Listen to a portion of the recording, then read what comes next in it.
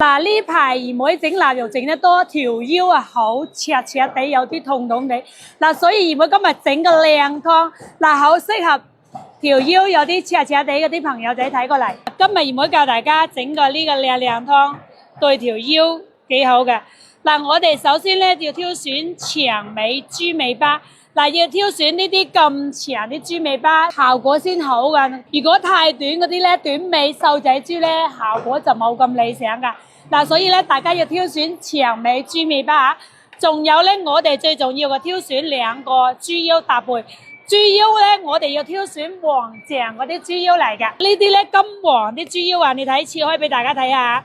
嗱，豬腰我哋要把入邊嗰啲啊，要切乾淨㗎。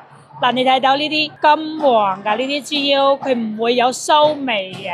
嗱，你俾啲鹽水浸下佢咧，佢就唔會有臊味嘅啦。我哋要改得咁乾淨先得㗎嚇。嗱，豬腰咧，我哋必須要把呢層改咗，好似呢度改得咁乾淨，俾啲鹽放落去，有佢揦一揦佢啲血水就乾淨出嚟之後咧，再俾啲鹽水浸一浸佢就可以煲啦。仲有我哋要搭配咩配料落去一齊嚟煲咧？大家睇清楚，姨妹教大家嘅。嗱，呢個你哋唔好以為係碎皮喎，呢個咧就係杜仲嚟嘅。嗱，仲有呢樣嘢我哋叫做巴吉嚟嘅。嗱，我哋豬尾豬腰搭配最重要兩樣就係巴吉同杜仲，對條腰赤赤地效果真係好好嘅，大家不妨試下。嗱，我哋仲要搭配嘅就係黑豆。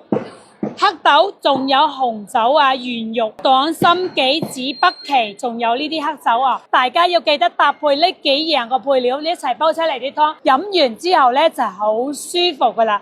因為姨妹呢段時間整臘肉、整臘腸，特別條腰啊好赤赤地啊，所以姨妹今日都係整呢個靚湯，補下呢條腰先得。嗱，未懂得朋友仔喺評論區問姨妹啊！